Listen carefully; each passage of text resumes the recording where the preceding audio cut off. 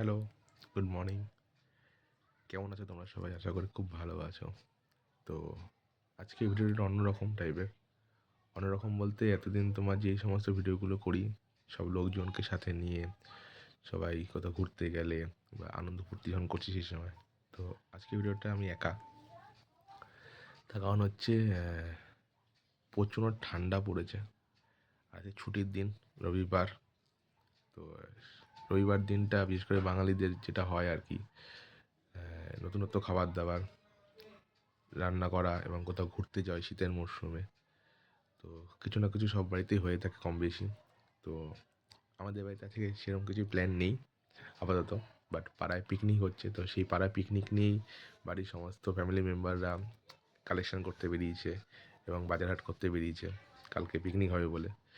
But আমি থাকতে পারবো না আনফর্চুনেটলি, বিকজ কালকে আমার কাজ রয়েছে, অফিস রয়েছে, যার জন্য থাকতে পারবো না। মিস করবো পিকনিকটাকে, বাট কিছু করার নেই। কাজটা আগে, কাজটার জন্য সব কিছু।